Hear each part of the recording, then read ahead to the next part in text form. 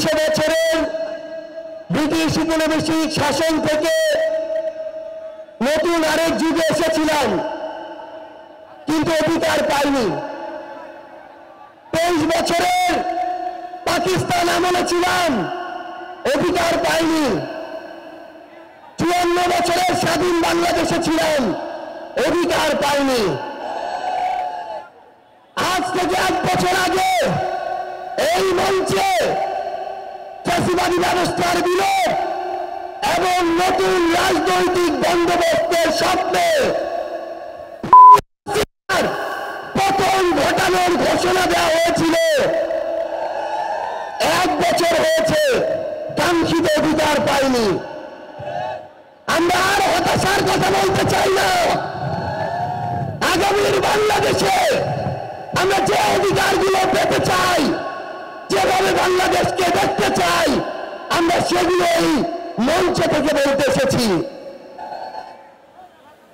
1 বছর আগে এই মঞ্চে ছাত্র জনতার প্রতিনিধি হিসেবে যারা ছিল, তাদের মধ্যে অনেকে আজ এখানে শহীদ পরিবারের সদস্য হিসেবে আছে, অনেকেই এখানে আহত যোদ্ধা হিসেবে আছে।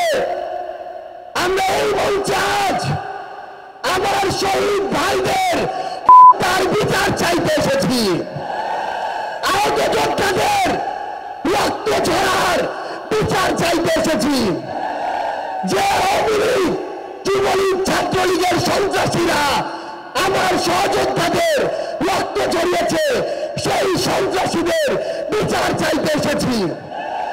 আমরা এই অন্তর্বর্তীকালীন সরকারের কাছে মৌলিক সংস্কারের নিশ্চয়তা চাইতে এসেছি।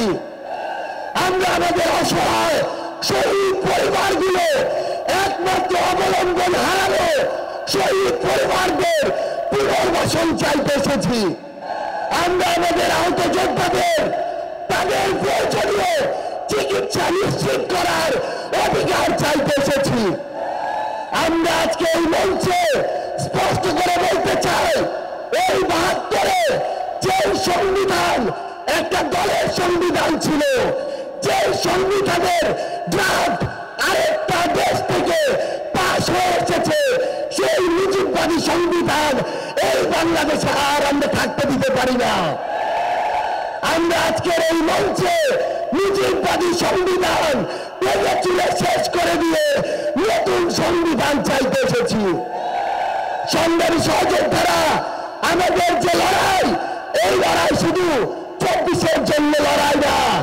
ওই 2009 সালে বিডিআর পরিকল্পিত হত্যাকাণ্ডে যাদের হত্যা করা হয়েছে, তার পিছনের প্রত্যেক কুশলীদের সর্বোচ্চ শাস্তি চাওয়ার জন্য আজকে আমরা এই মঞ্চে এসে হাজির হয়েছি। ওই শাপলা চত্বরে 13 সালে যাদেরকে নির্মমভাবে হত্যা করা হয়েছে, তাদের পিছনে যারা কাজ করেছিল, সে সকল খুনিদের বিচার চাইতে আজকে আমরা এই মঞ্চে এসে দাঁড়িয়েছি। বাংলাদেশের আপনাদের ছাত্র জনতা, আমাদের সংগ্রামী সহযোদ্ধারা, আমরা শুধু আপনাদের স্পষ্ট করে একটা জিনিস বলি, এই বাংলাদেশে যেমন ইসলাম আর জায়গা হবে না, ইসলাম বিদ্বেষের হবে না। এই বাংলাদেশে আমরা যেমন কোন জঙ্গিকে দাঁড়াতে দিব না, তেমনি কোন জঙ্গি নাটকও করতে দিব না। সিভিল সোসাইটি নামের কোন দালালকে আর ক্ষমতার চাটুকারিতা করে পার পেতে আমরা দিব না। ইনশাআল্লাহ আপনাদের সাথে আমাদের দেখা হবে সংগ্রামের রাজপথে অথবা বিজয়ে। ইনকিলাব জিন্দাবাদ, এনসিপি জিন্দাবাদ।